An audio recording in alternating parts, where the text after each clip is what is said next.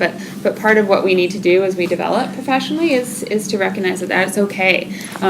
We need some support sometimes to do that, but it's okay to celebrate our successes and to put our names forward for recognition. As some of you may be familiar with the imposter syndrome. Sometimes we feel we don't maybe belong in some places, and there's some generalizations. So tonight we really want to create an environment where you're going to feel, okay, yeah, I am amazing, and I can do this, and I am going to put my name forward, and discover some ways that we can do that, and do it together. So we've got a great panel. So I'm going to put it out there. So why are you here? Anybody? Who wants? See, put your hand up. Okay, Bonnie first. So I've won a number of awards, ones that pretty much come out of the blue, and I'm here. What now? Right. Great question. And we will talk. That's perfect. Okay, we will cover that. It's on my parking lot, but it's on my question list too. That's great. I'm in the business planning stage of an organization in which awards will probably be an important part of it. Great. And so now while I have the time, I want to learn about it, because I know when I get going, I probably won't have time to attend things like this. So I just want to get the knowledge now and be able to use it in the future. Perfect. No, I think that's great, because one of the things too, when we had our panel call a couple of weeks ago, that was really interesting, and I'm going to introduce the panel in a second, but we have an entrepreneur, some of you know, but an entrepreneur, a professional woman, and a representative from the nonprofit sector. And it was interesting, the different perspectives as we were talking about the awards. And even, do you put your name forward for personal recognition, for some community work or that sort of thing, or if you're putting your name forward for some work that you've done within your organization, either as an entrepreneur or as a professional. And so there were some different perspectives that we discussed in that, and I thought that was interesting. So I'm just going to quickly introduce our panel, but before that, I just found an interesting stat, a study that came out from UBC and the Vancouver Island University, that 64% see the absence of role models as a barrier to develop. That's pretty significant. So I think that's up to all of us in this room to put our names forward, to be role models, and to help others. So on that note, we have some amazing role models on this panel. So right here we have Lois. And if anyone has read any of the newspapers in the last couple of weeks, you may have heard that she was recently recognized as a YWCA Women of Distinction in the Business and Professions category. And that was 2 weeks ago, and that is pretty amazing accomplishment. So that was quite timely, because that was the day after our conference call. So she's also her day job. She's the executive vice president of corporate resources at TK Corp, just in the other office tower here. She's on the board of WXN, which is the Women's Executive Network, and so she sits on the Web Alliance representing WXN, which has been great. And she's very active in the community, sits on a number of other boards, has started a nonprofit, and also sits on the board of Junior Achievement. And in 2012, she was recognized as an influential women in business by BIV. And then, of course, the recent acknowledgement, which is amazing. So please welcome Lois. Thank you. More detailed bios are in the handouts. I'm just going a quick summary, because if I went on these ladies, it would be quite long. So we have Sarah White, and Sarah is the co-founder and COO of Fairware, which is a Vancouver-based company with a mission to drive change through the simple act of buying. Fairware creates custom-branded sustainable products. She's our entrepreneur on the panel. She has also recently been acknowledged. So the Profit 500 list that came out, I think it was last week, recognizing the 500 fastest growing companies in Canada. Sarah and her co-founder Denise were recognized as number 210. So that's pretty amazing. And just to speak to what I was saying earlier, she started at the bottom and worked her way up as she was looking at the list. I hope it's okay that I shared that.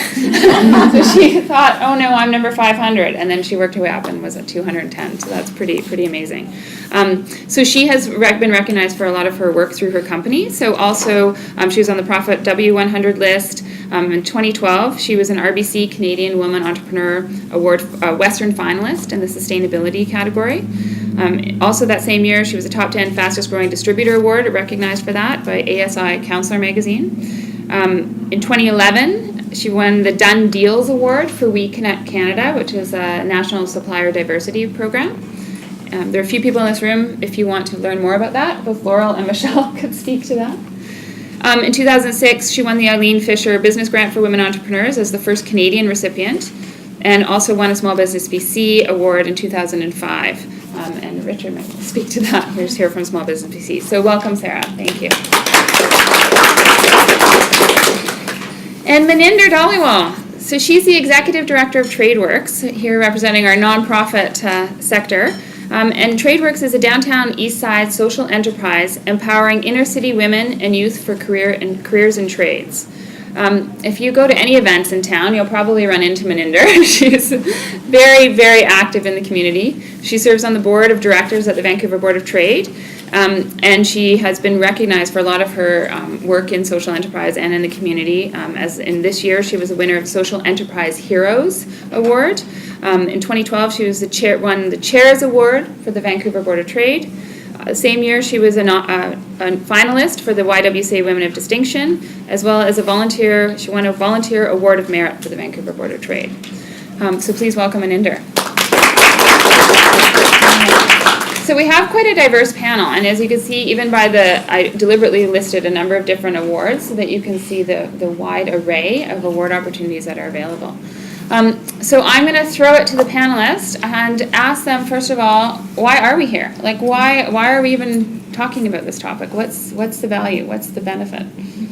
So, well, I'll start and just say, it is interesting. We'll talk about this a little bit later, just what this does for your career. So from a career perspective, it does give you profile, and I think there's going to be and some recognition and some opportunities. And so there's some other opportunities that are starting to arise for me from this. So I think you should do it for career. I think it's even more important if you've got a business. So if you have a business, you should be looking at that. And it does help you give profile for whoever it is that you work with. I would be interested in Jill, just saying how many people are corporate chicks? So there's a few corp chicks, okay, and then how about nonprofit? Just trying to get a sense, and entrepreneur-owned businesses? Oh, actually, I'm entrepreneur, not okay.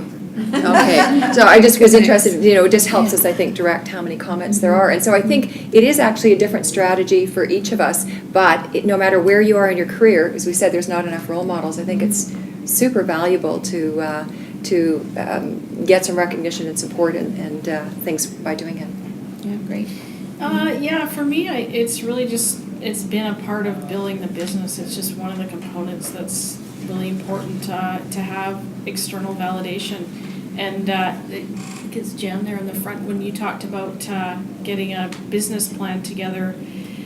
That the mention of the awards we won at the very beginning were, of course, there was money involved, but when we just started our business, we applied for two awards, and they were.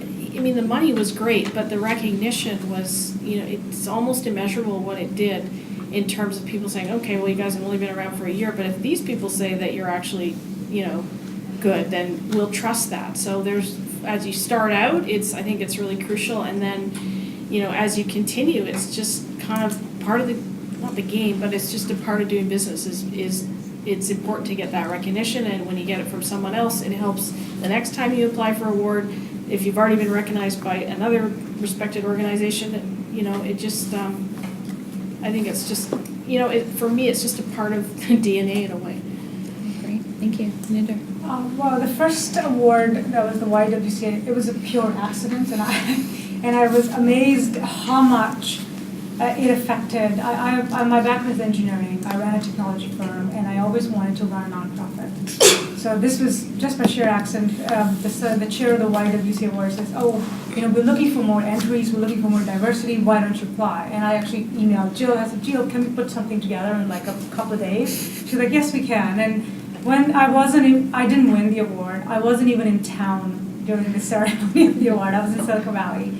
But I run a nonprofit now. Before this award, people were like, well, you sit on a couple of boards, you were good, you learn really quick, but you have no connection to the nonprofit world. You're an engineer, you're a technology person. This one award gave me enough credibility to go get, and I think I do an excellent job. I've been running a nonprofit for 5 months now, and we are ahead of target, but the opportunity, I don't think it would have come without the YWCA Award finalists. So now I'm strategic about, I'm a believer in applying for awards and getting your name out there. Right. So once you've done it once, it does get easier. So maybe you could speak to that a little bit more. Like, how do you actually get nominated? How, were you self-nominated, or you spoke to that a little bit, Maninder? Did somebody else nominate you? Was it an opportunity that came up? So I'd love to hear your stories. It depends upon sorry, I just took like No, please. It depends upon different categories. So, and Social Enterprise Heroes, I did all the work, we self-nominated, it was for the organization. And and as you get nominated or you nominate yourself, you get a body of work where, you just keep adding things on top, and that's your current resume. So it will depend on the type of the award, but it's always great if you can, even if someone's nominating you, you can get them some material that they could write up from. Mm-hmm. Yeah, well, that's great. But you, Sarah? Yeah, I think it's really for entrepreneurial ones, it's usually more the business. So I didn't feel as shy or sheepish about putting our name forward because it's really for the business. So most of the ones I found, you could nominate yourself. You don't necessarily need somebody else to nominate you. And it doesn't really have, the ones that we've gone for, I don't think it has any bearing on who nominates you. So, but I think it's a little different in your world. So it's different when you're in a professional or a corporate world. It's because you get nominated as an individual, and so it was actually an embarrassing process to go through, or one that you kind of struggled. What do you do with this?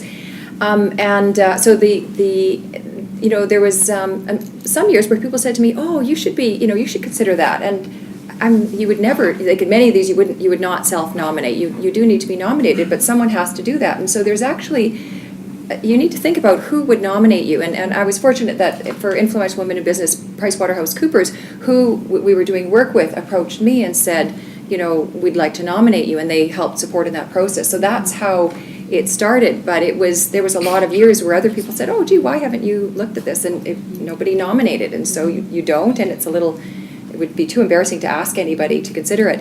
So that was with that one. And then this one was because with YWCA, the organizations reached out, and it was my male director of HR came to me and asked about nominating me. And some companies are good about this and some aren't. It really depends on your organization. But it is good profile. It is worth raising with your HR department about, should we recognize and become very proactive. Our organizations that Jill and myself and AWF are involved in, because we have awards. With Women's Executive Network, we go out and we'll nominate 10 or 20 women a year for some of the awards, and so some of us are quite active. So I would say, if you're interested and your companies don't think to nominate, like mine's a guy-oriented company, that would never occur to them to think about this or to promote female role models. Then come and approach some of us who are working in or have women's organizations we represent. I would say I had one regret, and that was, one award that would be so proud to win is 40 under 40. And, so in your late 30s, you just hope someone would nominate you. And I was way too embarrassed to ask anybody. And the last year that I would have qualified, I looked at who won and I looked at who the judges were, and I had worked intensely with the judges. I was chairing the Vancouver Economic Development Commission at the time, and I went, oh my goodness, I'm sure, because they've seen the work, it would have come through. And that's just one of those honors that has a best by date. So, but I was way too shy or embarrassed to suggest that to somebody. So we're saying the invitation is, come see any of us who are leading an organization, a women's organization, and we will support you in a nomination if you need it. Yeah, and that's a really great point. Absolutely. I was just going to tell a funny story about the International Alliance of Women, which is an organization based out of Washington, D.C. And I'm going to tell part of it that some of you don't even know in this room, but it's an organization that recognizes 100 women throughout the world actually each year, but primarily people in North America. And one of our representatives at the Web Alliance, Barb Mowat, was at one of our meetings. We meet quarterly just to share ideas, as Michelle mentioned, and she put forward that they were looking for more women, and they were looking for women from the West Coast, and that we should all kind of look at putting our names in together. And so we kind of went around and did this. Well, there were a few emails that went around about, okay, I'll nominate this person, you nominate this person, and it kind of went around. The funny part was, though, that I got an email. Michelle, do you remember this? I got an email that I was copied on, but I thought it was to me. and it came from Michelle. And so I was like, oh wow, I'm so honored that to be nominated, or like that I'm part of this circle and I get to put my name forward. And then I replied to say thank you, and then I realized that it actually wasn't meant for me. I was actually just copied on it. Anyways, long story short, Michelle still nominated me, and there was a large group, well, there were 6 or 7 of us from Vancouver. I felt guilty, but it was for the greater good, right? And 6 or 7 of us, and we were all recognized, and we went down to Washington, D.C., and there was a little dinner at the Canadian Embassy, and we got to meet another amazing women doing great work throughout, well, mostly North America, but the world, and it was really a great experience. So you just never know. So you do have to stick your nose into it sometimes and put yourself out there. So an accidental winner, it's great. Exactly. That's my point. But then the other point of that story is that collaboration, and that it really is like, I'll pat your back, you pat my back, and it became this circle, and it was a pretty amazing experience. So keep that in mind too. How has this award recognition, and you've all got a few different ones, how's that really made a difference for you? What are some key examples or takeaways? I think just building on what I said already, I think that once you get one, it's I think, for example, I think being on the Profit 500 list, you get asked to, or I don't know how it worked, but we got asked to apply. And, if we didn't have all this other recognition, we wouldn't have been asked. So I think there can be a little bit of a snowball effect. And it's like you're saying, it's kind of your resume, and it's, I wouldn't, can I say we had, $1 million sale because I got an award? I wouldn't say that directly, but I certainly am kind of a believer as now, well, in terms of seeing the benefit of seeing how people respond when they know or see that you've been validated in this way. So I see it as very beneficial. Have there been some specific things that you've done with the awards as far as promotion or email signature marks, or I don't know? Yeah, I mean, we've certainly done press releases, and we tweet about it and put it on our Facebook page, and have got some, we have fun with it too, because one of the other ones we got this year is something called the Hot List. It's an industry thing, so we did this post on Facebook and Twitter saying, oh, look at we're hotties. We had we had more likes or looks or views than anything. It's like, it's not porn, people. But it's kind of hilarious what people respond to. So anyway, if you have fun with it. But press releases, and then always just kind of listing them and using them wherever it seems appropriate to, as backup and reinforcement. Okay, great. Now, Lois, because it's a personal recognition. Well, I can tell you who it didn't impress. So when I went home and told my girls I'd won Influential Women in Business, I said, what do you think that is? And one of my daughters, they're 11-year-old twins, looked at the other and thought for a minute, I got nothing. You got anything, Jasmine? And a little while later, the other one came up to me. She says, is it a little like Employee of the Month? Your picture of McDonald's. Yeah, and then one of my daughters was with me at the YWCA Awards, and I said, well, so what do you think these awards are for? Well, she says, well, it's women in discussion, so I assume you discuss a lot of stuff. So I said, you're not wrong. So do you know, for me, the thing that's interesting is I work in male-dominated industries, and it is a tough go, actually, every day going to work, and you're with the guys all the time. And so I'm feeling it just a little bit different that, I have to say, with my male colleagues, like they look at you and go, oh, okay, it's not just around the table, and I am different from them in terms of how they interact, but it was like the external validation actually provided some internal validation. And so, I mean, it shouldn't. I'm an equal member around the table, but I did actually feel that it made a bit of a difference there. And I've had a number of the women in my company come up and talk about it. They're proud to have someone in their firm that's recognized, and I've had a number of them talk to me about what they hope that means for them as well. So I think that's the part that I feel the best about, and there's a part in there too that goes, you volunteer for, 20 years doing various things, and you go, oh, Right. it was noticed, and, Yeah. it's nice. Absolutely. And Linda. Sorry, I will add though, I met today with my mentor. I have a Women on Board, which is a mentoring program for women who are interested in getting on boards, and we talked about how do I leverage something like this, and he thought it was really valuable. He says as he talks to other people to introduce me to look at future board appointments, he thought it was, again, it's a validation from another group of people that this is, a woman who has experience and could be considered for your board. So I actually think it's going to make a difference for me in terms of board appointments. That's amazing. Who here has a mentor or a sort of champion within their business or organization? That's a very small number. Great. Well, I encourage you all to find one in some way. That's another discussion. I was just curious though, because there were so great champions for this sort of thing as well.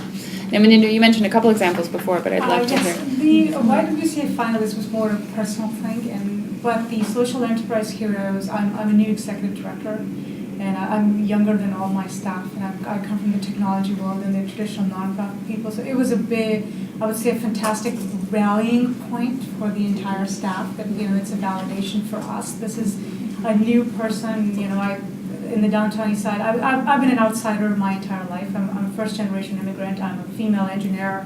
I spend a lot of time in a room full of white men, and I'm a one-woman buffet of diversity. So I don't mind being an outsider, but going to downtown east side, a person with not much experience running a nonprofit, and then we go and win the Social Enterprise Heroes. So it was a great, I would say, validation with my staff. It was validation for my staff to talk to other people.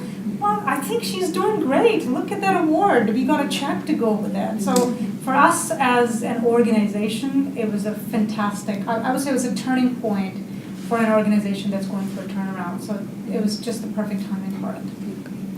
Great. So Bonnie, do you want more information on sort of some other outcomes or tips or what to do? We can come back when we'll do the Q&A. So was there any part, each application, as you probably know, a lot of you in this room have won awards or filled out applications before. They're all quite different, but they do ask some of the same questions as well. I'm just curious from our panelists, what part of the application did you find the most difficult to answer, and how did you proceed with that? Did you get someone else to help you? Did you have someone else read it? In Lois's case, maybe you didn't need to do that, but I'd just be curious how you worked through that application process.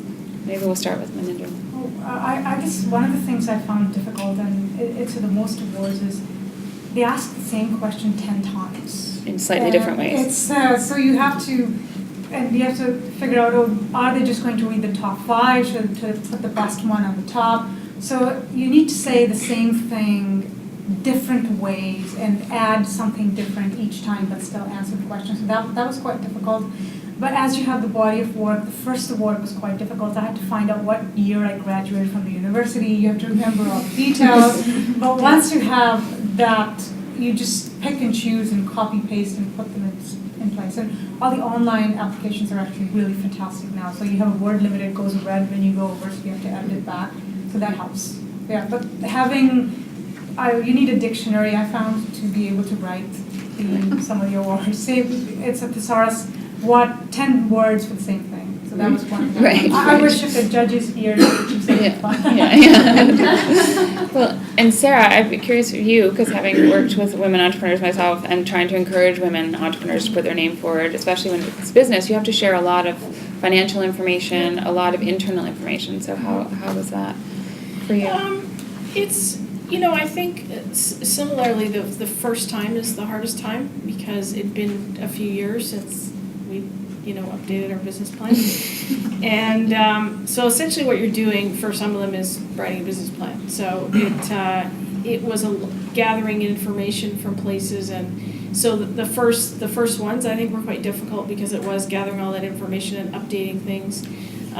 But for me, it was sometimes really trying to understand what they're asking, because there are similar questions, and so it's like, what are you really trying to ask, and what do you really want to know, and knowing, and getting outside help, like Vanessa, to look at it and give you some perspective on understanding talking to somebody who's done it before or knows something about it, so well, don't spend your time here, make sure you look at the criteria, and, I think it's really important to get help, because I think, if we hadn't, I don't think that we would have, been as successful just trying to do it on our own, and it's just really neat outside perspective.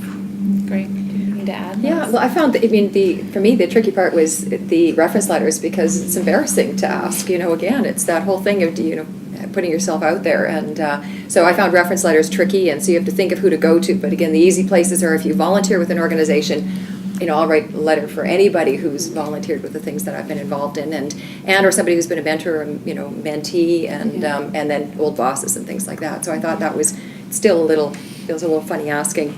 And then I would agree, just the questions seem to overlap, and how do you differentiate it? And so when you're filling it out, you need to think about what is your uniqueness? What is the really unique thing that you bring that differentiates you from other candidates? And how do you find that and profile that at the beginning of the question? And we'll hear from the judges, what do you read? I'm a business person, so I read everything by bullets. So I always did all mine by bullets. But as a judge, I always see it written out. So then I thought, well, I actually won, so someone read it, I guess. So it works, but, different styles. Yeah, no, that's great. So I want to open it up to all of you, and we'll have a bit of a few Q&As, and then while the winners here are thinking about one tip that each of these people can take away. So does anybody have any questions for these ladies? Or for the room? No, we've covered everything? Laurel? I have a question, but I just realized I didn't turn my phone off, so don't let me forget. My question is about the types of awards that there are. BC seems to be a hotbed of women's awards. I'm not sure if that's true, but there seem to be a gazillion women's awards. And I guess my question is whether there's a difference between winning a women's award and winning the Ernst & Young award, or something a little more generic. So I don't know if anybody has, because awards are used as a marketing strategy, and I'm not sure whether that makes a difference. Well, the tool that was in the Embracing Opportunities is excellent. I've never seen it this compiled in this way before, other than in the group, with Vanessa and the team doing that. So I was trying to go through and categorize which were entrepreneur awards, which were company awards, and which were individual awards. I failed, at kind of figuring it all out, because they have different subsets. But this is the tool to go to figure out, because there's only certain ones that fit. Like for me, I could only do really the two that I'm, that I have. You just went big. Yeah, but the rest of them don't apply, because I'm not I find that there's more entrepreneur awards, and then it wouldn't matter if you're female or not. Right. And then, then some of the other awards are pretty senior, like, CEOs, CFOs, and other things. Right. So I think this is the tool, and if you are a younger person, the places that you have chances to win are in, future leaders. So if you are, an upcoming leader, under 30 is a great opportunity to apply for Canada's Most Powerful Women has a Future Leaders category, and the YWCA has a Future Leaders. And I think go early, go hard, and I think that really builds up your reputation, your career, but knowing what's out there is important. I'd just like to mention that handout, I think most of you got it, if not all of you, but we can also email it to all of you afterwards, so you can share it, because the point of this is to help people. Yeah, no, I absolutely.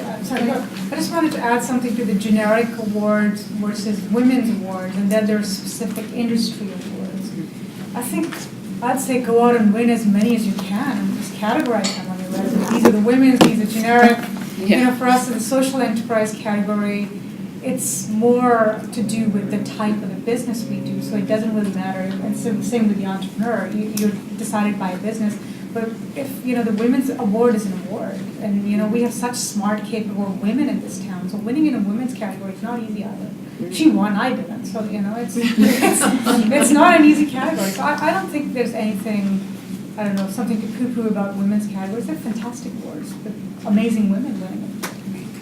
Yeah, I think for me, it's looking at what your what you're maybe wanting to, what area you're wanting to be validated in. I mean, there's some that are overly generic, but for us, it was, let's show people that we know how to run a business, and then to go after more of the green sustainability awards, which is our passion. So it's, if you could find awards that connect and really allow you to bring out your uniqueness and your passion, I think that's even more powerful, because you're being recognized in a sense by your peers or by, so I think for us, it was strategic around, the Profit 100 and the industry ones were around, it shows that we can run a business. And then the women entrepreneur, even though it's a women's award, I guess I look at it, but I look at it as like we were specifically looking at the sustainability category because that's the focus of our business. So that was my 2 bits. Well, and on that too, the category piece, you've both mentioned that is a key question, right? That really does make a difference, which category you choose when you're looking at these awards. Does anybody have any questions about that? Well, I just saw Life Sciences BC Awards, and I just wondered if anybody knows what is included in the category of life sciences, because I'm in the naturopathic medicine world and healing and Ayurveda and traditional Chinese medicine and all of that. And I just wondered, would that fit in the life sciences? Does anybody know? Vanessa.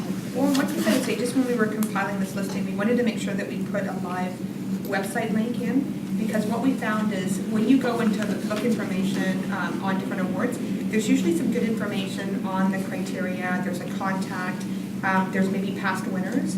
And so what I would say is if there's some of these awards that interest you, please go into that link and pull up some information. That will give you better insight.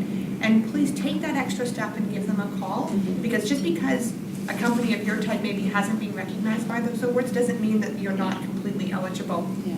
You might make an interesting contact from connecting with the organization. You might see some past winners that have interesting business models that you might want to connect with. So I think use the links. We were just talking, hopefully we'll put this onto the Web Alliance website, because I think the benefit is to be able to go in really quickly and just start clicking on some of these links and see what really resonates with you. Thank you. And I think some of this is just luck of the draw, like which year you apply and who applies. Sometimes you'll get lots in, and sometimes you'll get a small category. So it is worth applying in multiple years depending on how the awards are set up. Absolutely. And I don't think there's any harm in that either. Yeah, Catherine. When you get approached for a nomination, what do you like to see from them? Like what helps you to be able to nominate somebody? Good question. Do you want to? I can take. I just, if somebody nominates me, they're a friend, and I am actually authority to speak on what they're asking for, I would nominate them. And it's just a matter of, and sometimes they are submitting all the information, and I know that it is correct because I've known them for long enough. And it's just a matter of being a nominator, and this is just a person who's submitting the information. Same as writing a recommendation letter. Are you able to, I would say that yes, this is correct, I know that, I would. And I think Lois might have slightly different perspective on that, depending on WXN. Well, I was thinking of just if somebody approached me, because I've written, done nominations for others, so I proactively will go out and seek women in the community to nominate them. But if someone comes to me and approaches me, I think that's your question, isn't that? Yeah. So what would I look for? Yeah. I would usually, if it's for me, I often, and I'm writing a reference letter, I want to know that I've done some work with them previously and know what they've done. But I would probably say, if you were just approaching me cold, I'd say, tell me about your uniqueness, Catherine. What are some of the unique things that you've been able to contribute? What's the award? And what is the opportunity, and how will it, support you? And I would generally just, I would support that. I think, and part of there's a learning in going through and applying as well. And I think the big piece, though, is too that it's usually the person who's being nominated that ends up doing the bulk of the work, right? Yeah, because that's you what can I only was speak thinking. to, and then the nominator will review it, maybe edit it, suggest a few things, and submit it on your behalf. But the onus tends to be on the person being nominated. Yes.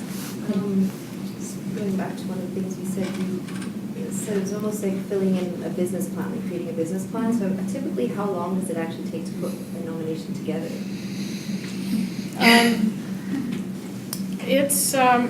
It depends on the nominations. The Profit 100 and the RBC Women Entrepreneur Award were quite lengthy.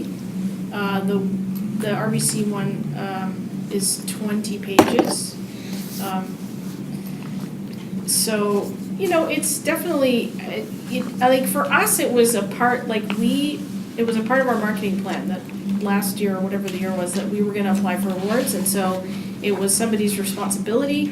And, it was my responsibility, so I delegated and got people to do this and made sure we had, so if it becomes a part of, your work plan or your strategic plan for the year, I think it's easier to get it done. But it's, it can be, depending on how much information you have and how well organized it is, it can be, it's hours of work, for sure.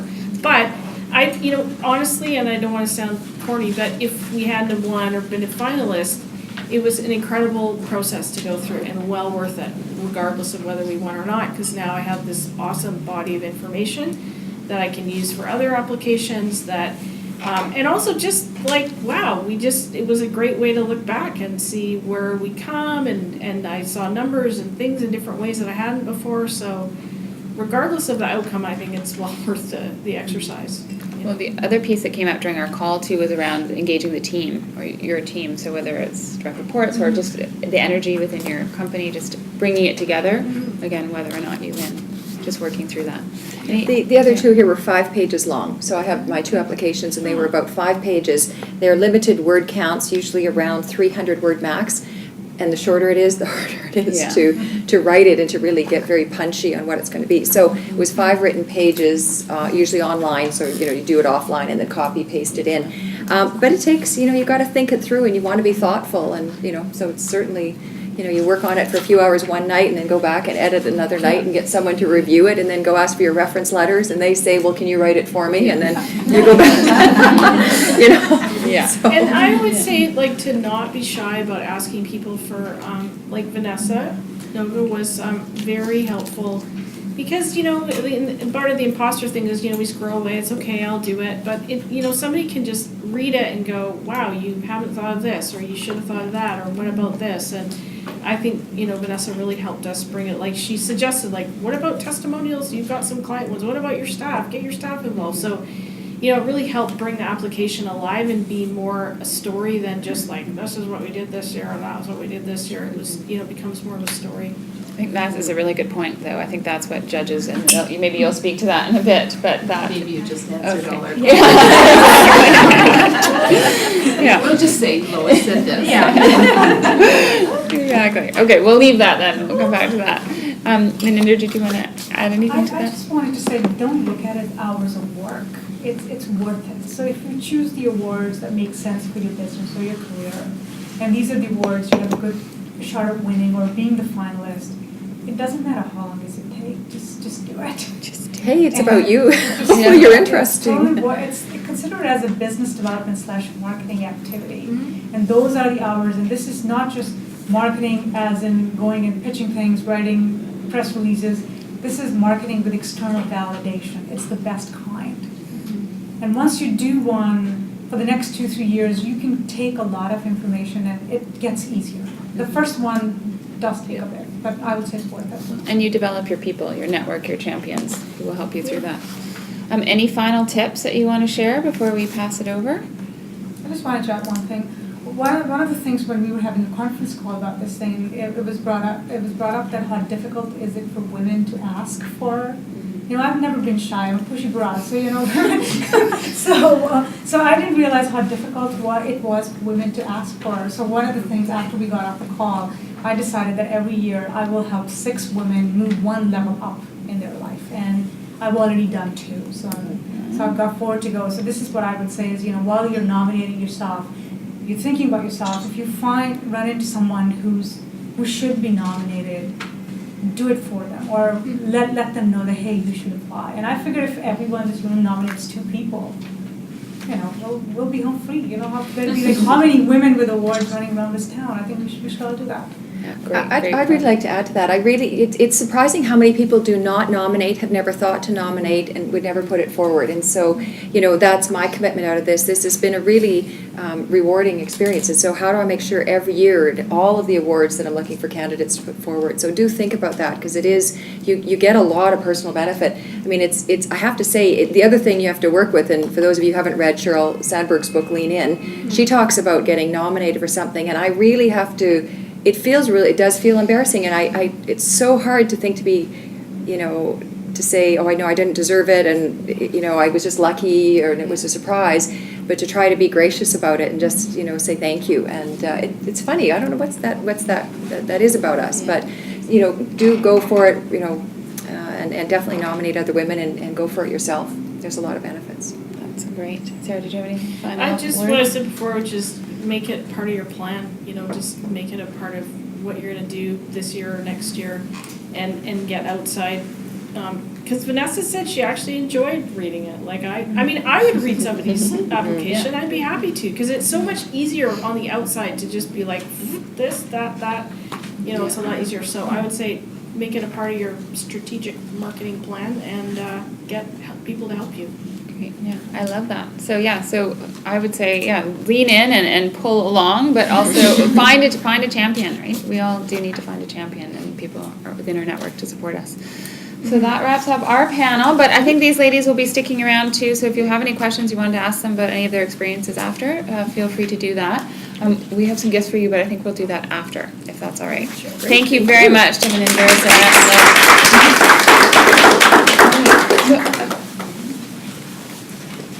So while we set up the next panel, if anybody Covered strawberries. I hope everybody else did too.